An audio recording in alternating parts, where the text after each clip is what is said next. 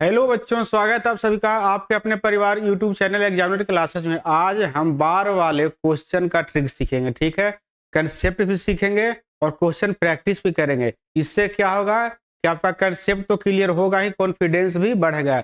यानी रिकरिंग वाले प्रश्न का आज धज्जियां उड़ाएंगे। तो चलिए शुरू करते हैं। देखिए, जैसे 2/5 है। ठीक है, पहले आपको रिकरिंग वाले सवाल कंसेप्ट सीखने से पहले आपको देखिए कि कैसे कौन भिन्न शांत है, कौन भिन्न अशांत है। ठीक है, हम भिन्न को पहचानना भी, आप उसको देखते ही पहचान जाइए कि शांत है कि अशांत है। ठीक है, आपको भाग दे करके देखना नहीं है कि शांत है कि अशांत है। आप जैसे ही भिन्न को देखिएगा बता दीजिएगा कि शांत है कि ये अशांत है, कौन अशांत है कौन शांत है।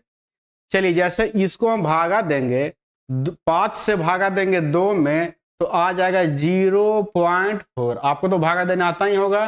ठीक है, देखिए पूरा पूरी कट जाएगा। 5 से 2 में भागा दीजिएगा तो पूरा पूरी कट जाएगा। चलिए भागा दे करके देख लेते हैं। अगर आप 5 से 2 में भागा दोगे तो यहाँ से दशमलव बैठा के यहाँ 0 आएगा। ठीक है, 5 को यहाँ से 20 हो जाएगा। यानी पूरा पूरी कट गया, कुछ शेष नहीं बचा। अब देखिए, तो इस शांत हो गया। अगर पूरा पूरी कट गया तो क्या हो गया? शांत हो गया। शांत हो गया यानी टर्मिनेटिंग हो गया। इसको इंग्लिश में बोलते हैं टर्मिनेटिंग। अच्छा, अब 1/3 है। ठीक है, इसको भागा दे कि देखिए क्या होता है। 3 से अगर हम 1 में भागा देते हैं तो दशमलव बैठा के यहाँ 0 उतरेगा, तो 3 तिहाई 9 यहाँ लगेगा। 3 तिहाई 9 यहाँ से लगेगा, फिर बचेगा 1 शेष में, फिर एक 0 यहाँ उतरेगा, फिर 3 तिहाई 9 यहाँ से लगेगा, फिर यहाँ 1 शेष बचेगा, फिर 0 उतरेगा, फिर 3 तिहाई 9 यहाँ से लगेगा, फिर नीचे 1 शेष बचेगा, फिर यहाँ 3 तिहाई 9 लगेगा, यहाँ 0 उतरेगा, 3 तिहाई 9 लगेगा, तो फिर यहाँ से 1 शेष बचेगा। मतलब इसी तरह से लगते चलेगा, पूरा पूरी नहीं कटेगा। ठीक है, जब पूरा पूरी नहीं कटता है इसको हम लिख सकते हैं 0.333333। इसी तरह से जितना बार लगाइएगा 3 मरतबे लगता चल जाएगा। ठीक है, तो इसी को देखिए, ये अशांत हो गया है। ये शांत नहीं है, क्या है? अशांत है। ये अशांत है। अशांत को इंग्लिश में बोलते हैं non terminating. Non terminating fraction बोलिए, और नॉन टर्मिनेटिंग, इसको अशांत बोलते हैं। ठीक है, अब 0.333 जब भागा नहीं पूरा पूरी लग रहा था तो इसको ऐसे लिखा गया 0.3 के ऊपर रेकरिंग, यानी बार चढ़ा दिया गया। इसी को हम रेकरिंग बोलते हैं। इसको क्या बोलते हैं? जो ऊपर लकीर है इसको बोलते हैं रिकरिंग। RECURRING, इसी को रिकरिंग बोलते हैं। इसको आप ऐसे भी कहीं कि आपको लिखा हुआ मिलेगा, ऐसे भी लिख सकते हैं 0.3 के ऊपर ऐसे मिलता है। ठीक है, आप दोनों तरह से लिख सकते हैं, कोई दिक्कत नहीं है। अब आप शांत समझ गया, शांत समझिए। अब आपको पहचानना है कि कौन शांत होगा कौन अशांत होगा। तो चलिए उसको भी देख लेते हैं। अब 2/5 है, 2/5 है। आप ध्यान से समझिए कैसे पहचाने कौन भिन्न शांत है कौन अशांत है। अब 2/10 यहां से है। इसका बेस में क्या है? डेनोमिनेटर में है। 2 को तोड़िएगा तो 2 गुना 5, यानी 2 और 5 है। और यहाँ 2/30 है। इसका डेनोमिनेटर में क्या है, हर में क्या है? तो 2 से 15 हो जाएगा, 3 से 5 हो जाएगा, यहाँ से 2 गुना 3 गुना 5 है। एक बात यहाँ से आप ध्यान से समझिएगा, अगर हर में 2 रहे या 5 रहे, केवल 2 रहे या केवल 5 रहे, या 2 और 5 दोनों रहे, ध्यान से समझिएगा, फिर से सुनिएगा। अगर हर में 2 रहे या 5 रहे, या 2 और 5 दोनों रहे, तो क्या होता है? वो भिन्न शांत होता है। अगर हर में 2 और केवल 2 रहे या 5 रहे, या 2 और 5 दोनों रहे, तो ऐसा क्या होता है? शांत भिन्न होता है। ये जो हमेशा इसको काटेगा तो पूरा पूरी कट जाएगा, ये शांत भिन्न होगा। ठीक है, इसके अलावे अगर हर में कोई भी संख्या आ जाए, 2 और 5 के अलावे हर में कोई भी संख्या आ जाए, ये हो जाएगा अशांत हो जाएगा, ये हो जाएगा अशांत। इसको जब भाग कीजिएगा तो पूरा पूरी नहीं कटेगा, ये अशांत भिन्न हो जाएगा। एक बार फिर से समझिएगा कि अगर किसी भिन्न के हर में 2 रहे या 5 रहे या 2 और 5 दोनों रहे तो हमेशा शांत भिन्न होता है। इसके अलावे 2 और 5 के अलावे अगर कोई भी संख्या, कोई भी अंक आ जाए हर में तो अशांत होता है। ठीक है, यहाँ 2 और 5 है, इसके अलावा 3 यहाँ पे है। इस तरह से आप भिन्न को आसानी से फाइंड कर सकते हैं कि टर्मिनेटिंग है कि नॉन टर्मिनेटिंग है, शांत है कि अशांत है। चलिए इससे आगे का कंसेप्ट सीखते हैं। जैसे 3.43 है, देखिए इसको हम रिकरिंग बोलते हैं, इसको रिकरिंग बोलते हैं, RECURRING।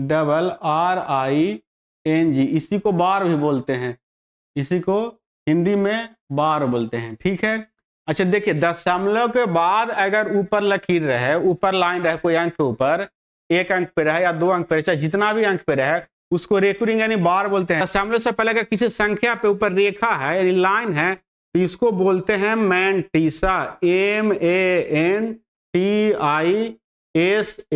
मैंटीसा। अगर दशमलव से पहले संख्या पे ऊपर कोई लकीर है तो इसको मैंटीसा बोलते हैं। दशमलव के बाद यही रहेगा तो इसको हम रेकरिंग यानी बार बोलेंगे, लेकिन दशमलव से पहले अगर रहेगा तो इसको मैंटीसा बोलेंगे।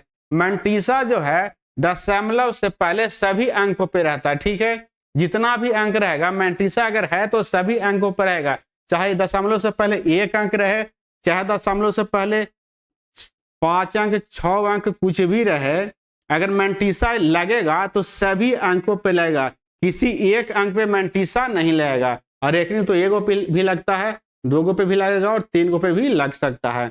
ठीक है, तो दोनों में अंतर क्या है, मैंटीसा जब भी रहेगा दशमलव से पहले वाले अंक पे रहेगा, और रहेगा तो जितना अंक है दशमलव से पहले सभी पे रहेगा। लेकिन रेकरिंग जो है दशमलव के बाद रहेगा, वो 1 अंक पे भी हो सकता है, 2 अंक पे हो सकता है, 3 पे, 4 पे या सभी पे भी हो सकता है, इससे कोई दिक्कत नहीं है। तो चलिए आप ये भी समझ लिए। अब देखिए इसको हम कैसे लिखेंगे, इसको अगर मैंटीसा है किसी अंक पे तो इसको ऐसे लिख सकते हैं, मैंटीसा का मतलब संख्या निगेटिव में है। ठीक है, -2 + 0.43 इसको लिख सकते हैं। ठीक है, ऐसे ही लिखना, नहीं पूरा अंक माइनस में नहीं होगा, इसको ऐसे नहीं लिखना है कि -2.43 ऐसे नहीं लिखाएगा। जब भी लिखाएगा तो ऐसे लिखाएगा। इसका मैंटीसा का मतलब है कि जिस पे मैंटीसा है वही माइनस में है, दशमलव के बाद वाला माइनस में नहीं है। ठीक है, इसको अब लिखने का तरीका समझ लीजिएगा। मैंटीसा अगर है तो दशमलव के पहले वाले संख्या पे है, दशमलव के बाद वाला को निगेटिव नहीं बनाएगा, सिर्फ दशमलव के पहले वाला पे जिस पे है उसी को निगेटिव बनाएगा, बाकी दशमलव के बाद वाला पॉजिटिव में रहेगा। इसलिए मैंटीसा है तो इसको लिखेंगे -2 + 0.43 यानी 0.43 प्लस में है और 2 पे मैंटीसा है तो 2 माइनस में होगा। इसको -2.43 नहीं लिख सकते हैं, आप इसको ध्यान से समझ लीजिएगा। जितना भी कंसेप्ट आपको बता रहे हैं सब कंसेप्ट ध्यान में रखना, क्वेश्चन ऐसे चुटकी से उड़ेगा। ठीक है, चलिए आगे देखिए। अब रिकरिंग चेंज इनटू फ्रैक्शन, अब अगर किसी संख्या पर रिकरिंग है तो उसको फ्रैक्शन में कैसे बदलते हैं, तो चलिए देखिए जितना अंक पे रिकरिंग रहेगा उसके बदले हम बटा में 9 लिखेंगे। ठीक है, और जितना अंक पे रिकरिंग नहीं रहेगा उसके बदले हम बटा में 0 लिखेंगे।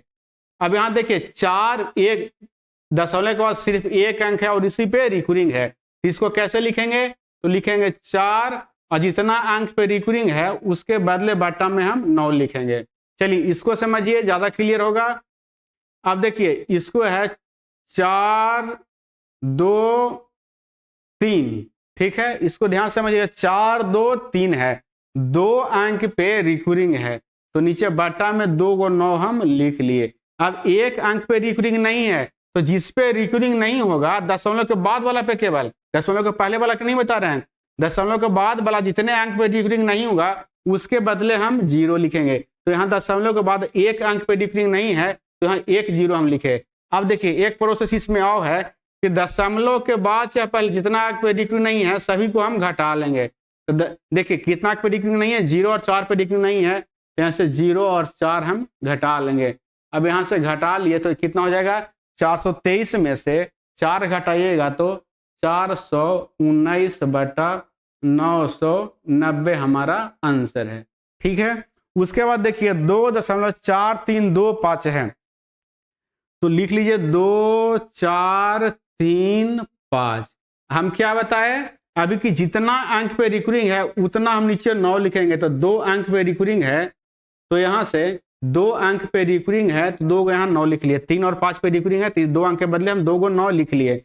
अब जितना अंक पे रिकरिंग नहीं है दशमलव के बाद नीचे हर में केवल क्रिया दशमलव के बाद वाला क्या होता है, ध्यान में रखिएगा, जब हर में डिनोमिनेटर में क्रिया होगा तो सिर्फ दशमलव के बाद वाला को होगा, दशमलव के पहले वाला का क्रिया नहीं होगा। तो डिनोमिनेटर अब क्या करेंगे, जितना दशमलव के बाद अंक पे रिकरिंग नहीं है उसके बदले हम 0 लगा लेंगे, तो एक अंक 4 जो है उस पर रिकरिंग नहीं है, इसके बदले हम एक 0 लिख लिए। ठीक है, अब हमको घटाना है, जिस पर रिकरिंग नहीं है उसको घटाते हैं, तो 2 और 4 पर रिकरिंग नहीं है, इसको 24 यहाँ से हम घटा लेंगे। अब यहाँ से इसको घटा लिए तो कितना लिखाएगा, 2435 में से 24 घटाइएगा तो 2411/990 हमारा करेक्ट आंसर है। ठीक है, चलिए इसके बाद अगला कंसेप्ट देखते हैं। देखिए यहाँ से 0.6363, अच्छा अब 2 को आ गया। ठीक है, 0.63 0.37 इस तरह के अगर आपको बड़ा बड़ा संख्या है, जैसे देखिए नीचे बड़ा बड़ा है, इसको आप फ्रैक्शन में नहीं चेंज करके आप डेसिमल में ही इसको सोल्व कीजिएगा तो ज्यादा आसानी से सोल्व हो जाएगा। ये तो मान लीजिए कि हल्का है तो इसको आप फ्रैक्शन में चेंज करके सोल्व कर दीजिएगा, लेकिन ये देखिए इसको अगर आप फ्रैक्शन में चेंज कीजिएगा तो थोड़ा आपको टाइम लग जाएगा। इसीलिए इस ऐसा क्वेश्चन अगर आए ज्यादा संख्या ज्यादा अंक हो तो उसको हम डेसिमल में उसको हम कैसे चेंज करेंगे, डेसिमल में उसका सॉल्यूशन हम करेंगे तो जल्दी हो जाएगा। ठीक है, चलिए हम बताते हैं कैसे करना है आपको, आप बिल्कुल ध्यान लगा के समझिए। देखिए अब यहाँ से अब रिकरिंग वाला जोड़ आ गया। ठीक है, तो इस तरह का क्वेश्चन को हम कैसे सोल्व करेंगे, तो इसको हम फ्रैक्शन में चेंज नहीं करेंगे, अगर इसको आप फ्रैक्शन में चेंज कीजिएगा तो आप लफड़ा में पड़ जाएगा। ठीक है, तो इस तरह के क्वेश्चन को आप डेसिमल में ही सोल्व कीजिएगा तो आसानी से जल्दी सोल्व हो जाएगा। जैसे इसको देखिए 0.63 पे रिकरिंग है तो इसको 636363 इस तरह से हम लिख सकते हैं।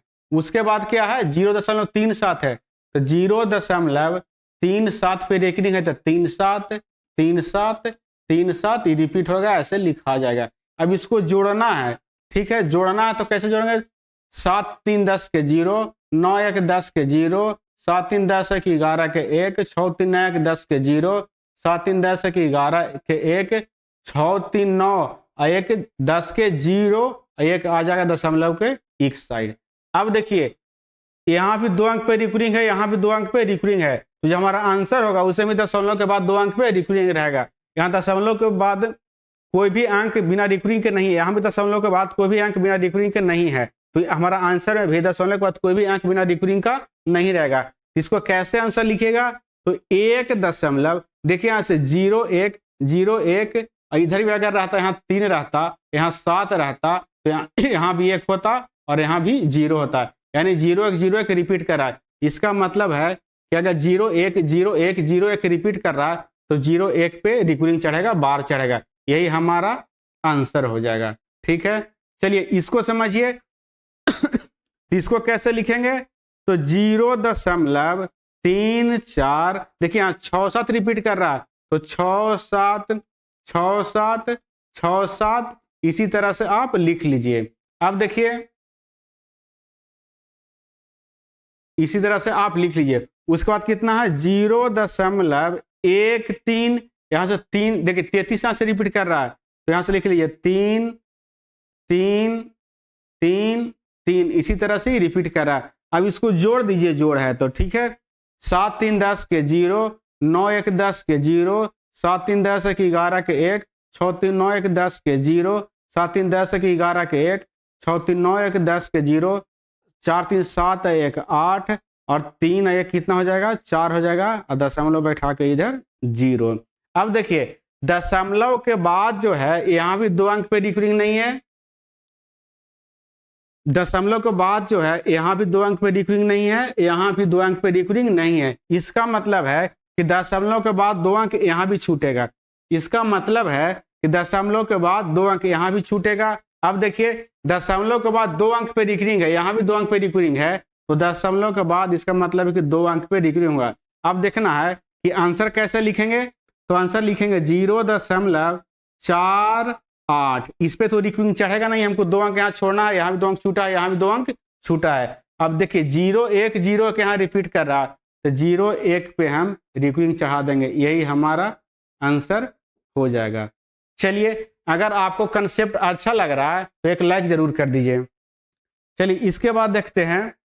अब देखिए 3.87 पे रिकरिंग है, माइनस 2.59 पे रिकरिंग है। ठीक है, तो इसको आप ऐसे भी सोल्व कर सकते हैं, 3 में से 2 घटाइएगा तो 1 बचेगा।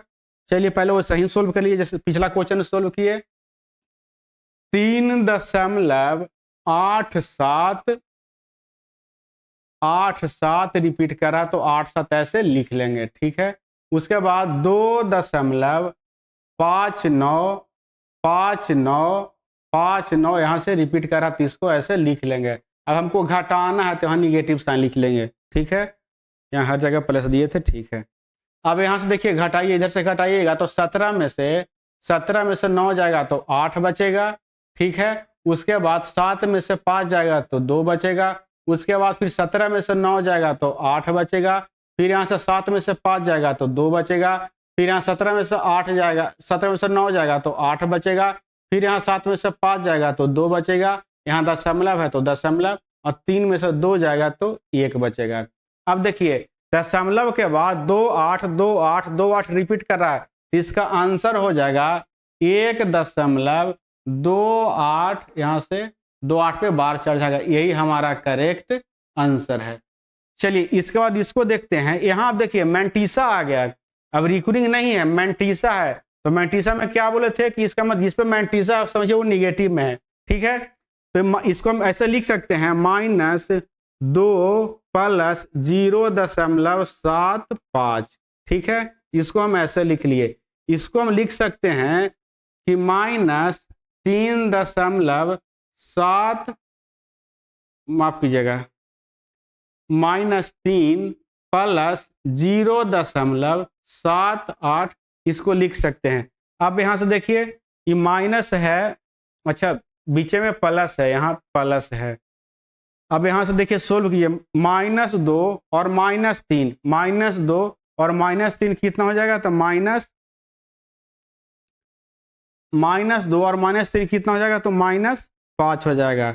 प्लस 0.75 प्लस 0.78, ये दोनों के आप जोड़िएगा तो इसको अलग कर लीजिए। ये दोनों के अगर आप जोड़िएगा तो कितना हो जाएगा, 8 5 13 के 3, 7 दूनी 14 के 15 के 5, और दशमलव के बाद 1 आएगा। अब यहाँ से देखिए -5 आई प्लस 1 आ गया, तो -5 में से 1 घटेगा तो बच जाएगा -4, और प्लस यहाँ से हो जाएगा 0.53। अब इसको मैंटीसा चढ़ा के हम कैसे लिखेंगे, तो 4 के ऊपर मैंटीसा चढ़ाएंगे और हो जाएगा 0.53 हमारा, माफ कीजिएगा थोड़ा सा, यहाँ पे मैंटीसा जब चढ़ाएंगे तो हो जाएगा 4 के ऊपर मैंटीसा हो जाएगा 0.53 हमारा आंसर हो जाएगा। ठीक है, चलिए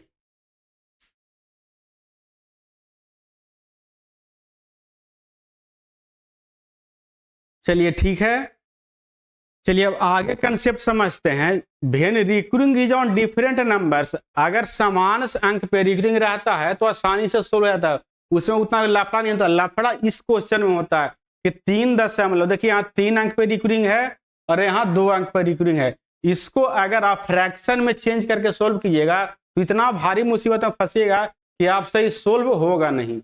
इसको डेसिमल में ही सोल्व करेंगे। ठीक है, जहां भी इस तरह का क्वेश्चन आपको दिखे, भारी रिकरिंग, ज्यादा अंक वाला आपको रिकरिंग क्वेश्चन देखे, ज्यादा अंक वाला रिकरिंग क्वेश्चन दिखे, तो आप इसको डेसिमल में ही सोल्व कीजिएगा तो आपके लिए बेटर होगा।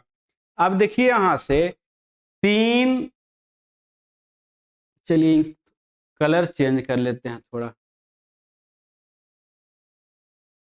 3.2678 678 678 रिपीट कर रहा है, ऐसे ऐसे लिख लिए। ठीक है, उसका देखिए यहाँ कितना 4 है, 0.23 6 4 6 4 6 4 6 4, यही यहाँ से रिपीट कर रहा है। अब दोनों के हमको जोड़ना है।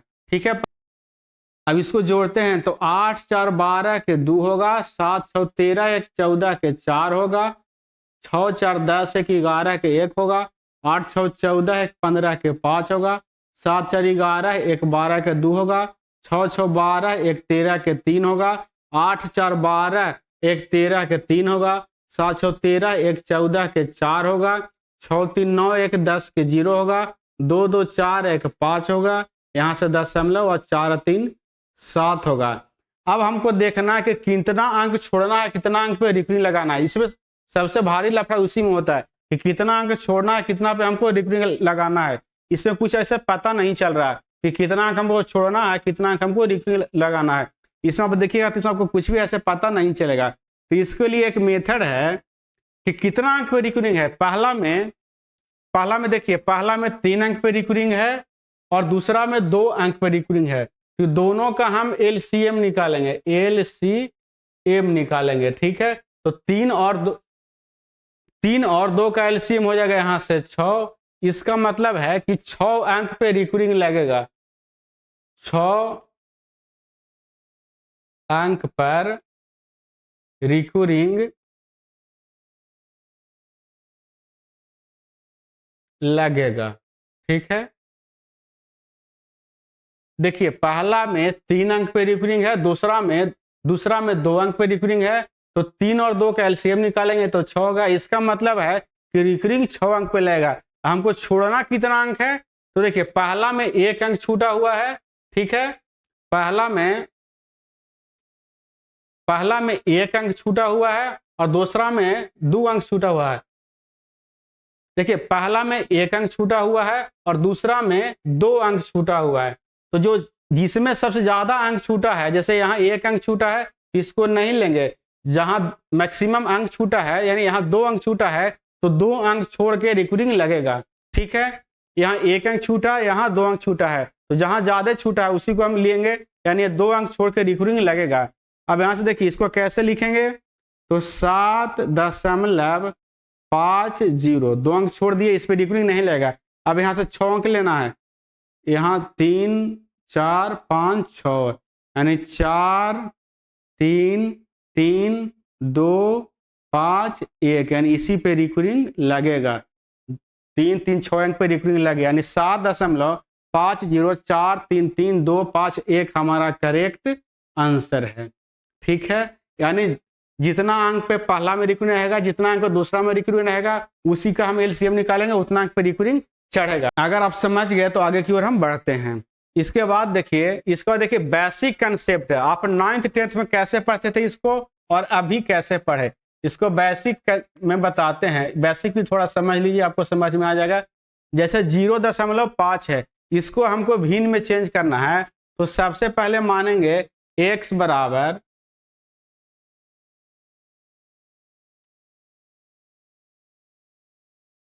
सबसे पहले यहां से मानेंगे x बराबर 0.5 पे रिकरिंग है, तो 5 5 5 इसी तरह से बढ़ते चल जाएगा। उसके बाद देखिए, अब 10 से गुना कीजिए, इसमें 10 से गुना कीजिएगा तो हो जाएगा, इधर गुना कीजिएगा तो 10x होगा, इधर कीजिएगा 0.1, इधर कीजिएगा तो 10x होगा, इधर कीजिएगा 0.1, दाहिने तरफ घसेगा तो हो जाएगा 5.55 इनफाइनाइट तक है, तो जितना लिखिए से कोई अंतर नहीं है। अब क्या कीजिए, इसमें से इसको घटाइए। ठीक है, अब इसको घटाइएगा, इसमें से इसको घटाइएगा तो 10x से x जाएगा तो बच जाएगा 9x, और इधर बच जाएगा, देखिए दशमलव के बाद अंक बराबर है तो कट जाएगा, बच जाएगा 5। 5 में 0 बचेगा, 0 घटेगा तो 5 बचेगा। अब यहाँ से x बराबर हो जाएगा 5/, अब यहाँ से x बराबर हो जाएगा 5/9 हमारा आंसर हो जाएगा। अब देखिए यहाँ से 0.25 पे रिकरिंग है, तो x बराबर लिख लेंगे 0.2525 डॉट डॉट डॉट। अब देखिए दशमलव के बाद 2 अंक पे रिकरिंग है तो हम 100 से गुना करेंगे। जब 1 अंक पे था तो 10 से गुना किए थे, एक पे 1 जीरो बैठा करके। अगर दशमलव के बाद 2 अंक पे रिकरिंग है तो 1 पे 2 जीरो बैठा के यानी 100 से गुना करेंगे। तो 100 से x में गुना कीजिएगा तो हो जाएगा 100x बराबर, अगर 100 से इधर गुना कीजिएगा तो दशमलव यहाँ से उठ करके यहाँ आ जाएगा, यानी 25.2525 डॉट डॉट है तो कितना भी लिख लीजिए, उससे कोई दिक्कत नहीं, इनफाइनाइट तक है। अब देखिए आपको एक चीज समझना है कि हमको कहाँ तक गुना करना है। तब तक गुना करना है जब दशमलव के बाद बराबर नहीं आ जाए। यहाँ देखिए दशमलव के बाद बराबर आ गया, 2525 यहाँ भी है, 2525 यहाँ भी है। अब इसको घटा लीजिए, इसमें से इसको घटाइएगा तो हो जाएगा 100x में से x को घटाइएगा तो बच जाएगा 99x, और इधर घटाइएगा तो बच जाएगा, दशमलव के बाद बराबर है तो कट जाएगा। अब 25 में से 0 घटेगा तो बच जाएगा 25। यहाँ से x बराबर हो जाएगा 25/99 हमारा करेक्ट आंसर हो जाएगा। ठीक है, चलिए आप इतना कंसेप्ट समझ लीजिए। अब थोड़ा सा क्वेश्चन प्रैक्टिस कर लेते हैं। इससे क्या होगा कि आप कंसेप्ट तो समझ लिए, आपका जो है कॉन्फिडेंस जो है हाई लेवल पे होगा। किसी तरह का क्वेश्चन आएगा आप उसको सोल्व कर लीजिएगा। देखिए क्वेश्चन एसएससी सीजीएल मेंस में आया हुआ क्वेश्चन 2020 में है। ठीक है, अगर आप मेंस का क्वेश्चन सोल्व कर लीजिएगा तो समझिए कि आप किसी भी एग्जाम में बैठेगा, अगर आप मेंस का क्वेश्चन सोल्व कर लेते हैं तो आप किसी भी एग्जाम में बैठेगा तो आपको रिकरिंग वाले सवाल से कोई दिक्कत होने वाला नहीं है। तो चलिए इसको सोल्व करते हैं। देखिए 0.57 है, 0.57 प्लस माइनस 0.432, यहाँ 5-7 पे रिकरिंग है और यहाँ 3-2 पे रिकरिंग है, प्लस 0.35 में 5 पे रिकरिंग केवल है। ठीक है, अब इसको सोल्व करना है। आप चाहें तो डेसिमल वाला से भी सोल्व कर सकते हैं, नहीं तो आप फ्रैक्शन वाला से ही सोल्व हो जाएगा, उससे भी आप सोल्व कर सकते हैं। चलिए फ्रैक्शन से ही सोल्व करते हैं। इसको फ्रैक्शन में चेंज कीजिएगा तो हो जाएगा 57/99 हो जाएगा, माइनस इसको सोल्व कीजिएगा तो 432 और 4 घटेगा तो 428 हो जाएगा। 428 बटा में 2 अंक पे बार है तो 2 को 9 और जिस पे नहीं उसके बदले 0 यानी 990। प्लस यहाँ से देखिए 1 अंक पे रिकरिंग है यानी 35, 1 अंक छूटा है तो 35 में से 3 घटेगा तो हो जाएगा 32 और बटा में हो जाएगा यहाँ से 1 अंक पे रिकरिंग है तो 1 को 9 और जिस पे नहीं उसके बदले 0 यानी 90। अब 99, 990 और 90 का एलसीएम निकालना है तो एलसीएम इसका निकालिएगा, एलसीएम हो जाएगा 990। ठीक है, 99 से 990 में भाग दीजिएगा तो 10 मरतबा कटेगा, 10 में 57 से गुना कीजिएगा तो हो जाएगा 570, माइनस 1 मरतबा काटेगा यानी 428 यहाँ हो जाएगा, प्लस ये कट जाएगा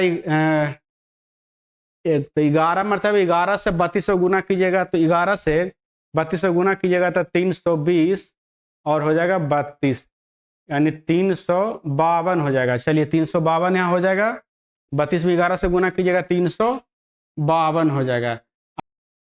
10 में से 8 घटेगा तो 2 बचेगा। ठीक है, और 4 में से 2 घटेगा, 6 में से 2 घटेगा तो 4 बचेगा। ठीक है, और 5 में से 4 घटेगा तो यहाँ से 1 बचेगा, और प्लस में है 352 और बटा में है 990। अभी दोनों को पहले जोड़ लीजिए, ये दोनों को जोड़िएगा तो हो जाएगा 2 2 4, 4 और 5 हो जाएगा 9 और 1 और 3 कितना हो जाएगा 4 यानी 494 बटा 990। अब यहाँ से देखिएगा 494 बटा 999 आ गया। अब देखिए 0 कब लगा होगा, जब इसमें से कुछ घाटा होगा, जिस पर रिकरिंग नहीं होगा वो घाटा होगा। तो 4 पे रिकरिंग नहीं होगा तो 4 इसमें जोड़ेंगे तो 0.4 पे रिकरिंग नहीं होगा, और 494 में 94 में 4 जोड़िएगा तो 98 हो जाएगा, यानी 98 पे रिकरिंग लगेगा। यही हमारा करेक्ट आंसर हो जाएगा। ठीक है, इसको कैसे सोल्व किए, तो जब 0 आया है तो 0 इसका मतलब है जिस पे रिकरिंग नहीं होगा उसके बदले आया होगा। ठीक है, मान लिया 4 पे रिकरिंग नहीं होगा तो 4 इसमें से घाटा भी होगा तो 4 घाटा होगा, तो इसको अगर हम रिकरिंग में चेंज करेंगे तो 4 इसमें जोड़ेंगे तो 494 में जोड़िएगा 4 तो हो जाएगा 498। अब एक अंक छोड़ना है, एक जीरो है और 2 को 9 है तो 2 पे रिकरिंग लगाना, तो एक अंक छोड़ के 2 पे रिकरिंग लगा दिए, यही हमारा करेक्ट आंसर हो गया।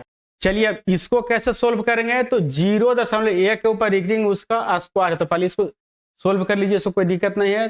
तो 1 बटा ये हो जाएगा 1/9 का स्क्वायर, यहाँ से गुना हो जाएगा 1 माइनस 9, इसको जब सोल्व कीजिएगा यहाँ से इसको सोल्व कीजिएगा तो हो जाएगा 16 माइनस 1/90। ठीक है, 16 माइनस 1/90 का यहाँ से स्क्वायर है तो हो जाएगा 15/90 का स्क्वायर, यहाँ से हो जाएगा 15/90 का स्क्वायर हो जाएगा। ठीक है, तो यहाँ से गुना में हो जाएगा 15 गुना 15/90 गुना 90 हो जाएगा। अब यहाँ से काट लीजिए 18 पचे 90 और 3 पचे 15, यानी ऐसे ही काट लीजिए, 15 छक्का 90 कट जाएगा, ज़्यादा विशेष काटने का कोई जरूरत नहीं है। 15 छक्का 90 और 15 छक्का 90। अब यहाँ से देख लीजिए कितना बचा, इसको सोल्व कीजिएगा तो 3 तिहाई 9 और 2 तिहाई 6, यहाँ से कट जाएगा 3 दूनी 6, यानी 1/9 गुना यहाँ से हो जाएगा 1 माइनस 1/4। अब इसको कैसे सोल्व कीजिएगा तो 1/9 नहीं, यहाँ 1/81 होगा, स्क्वायर है ना तो 1/81 होगा। अब 1/81 गुना यहाँ से देखिए इसको सोल्व किया तो हो जाएगा 3/4, यहाँ से 27 तिहाई 81। अब इसको सोल्व कीजिएगा 1/108 हमारा करेक्ट आंसर है, जो कि ऑप्शन किस में है, ऑप्शन बी में है। ठीक है, पिछला वाला आंसर कौन था, तो पिछला वाला आंसर था 0.498, 0.498 ये वाला आंसर था, ऑप्शन ए आंसर था। ठीक है, चलिए अगला क्वेश्चन क्या है, 0.4 का वर्गमूल निकालना है। तो पहले 0.4 को सोल्व कीजिएगा, इस पर रिकरिंग है तो 4/9 आएगा, और इसका अगर वर्गमूल निकालिएगा तो 4 का वर्गमूल 2 और 9 का वर्गमूल 3। इसको फिर हमको रिकरिंग में पूछ रहा है, इसको रिकरिंग में आंसर पूछ रहा है, तो इसको नीचे 9 बनाइए, तो नीचे 9 कैसे बनेगा, तो नीचे भी 3 से गुना करेंगे, ऊपर भी 3 से गुना करेंगे, तो ऊपर हो जाएगा 6, नीचे हो जाएगा 9, यानी 0.6 के ऊपर रिकरिंग, जो कि ऑप्शन बी में है। चलिए अगला क्वेश्चन क्या कह रहा है कि 22.4 पे रिकरिंग है, 22.4 पे रिकरिंग है, प्लस 11.567 पे रिकरिंग है, यानी 6-7 पे रिकरिंग है, प्लस 33.5 इसमें 9 पे रिकरिंग है। यहाँ से देखिए 22, 11, 33 दशमलव को पहले वाला को सोल्व करेंगे तो 22 इसमें माइनस कहीं है, माइनस, हाँ इसमें माइनस है, यहाँ देखिए तब तो कहीं कुछ छूट गया, यहाँ से माइनस है। देखिए दशमलव के बाद पहले वाला को सोल्व करेंगे तो 22 11 33 से हम माइनस 33 से कट जाएगा, ई कट जाएगा।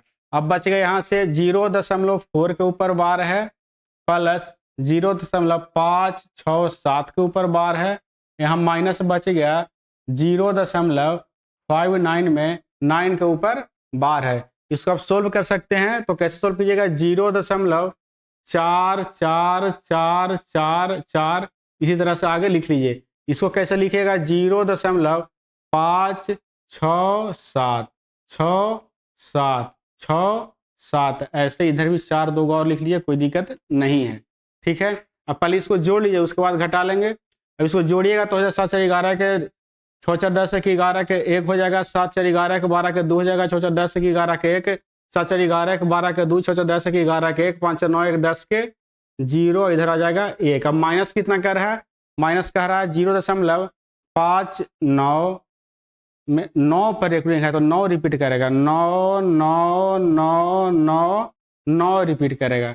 ठीक है, यहाँ से इसको घटा लीजिए, घटाएगा तो बचेगा 11 में से 9 जाएगा तो 2 बचेगा, 10 में से 9 जाएगा तो 1 बचेगा, 11 में से 9 जाएगा तो 2 बचेगा, 10 में से 9 जाएगा तो 1 बचेगा, 11 में से 9 जाएगा तो 2 बचेगा, 10 में से 9 जाएगा तो 1 बचेगा।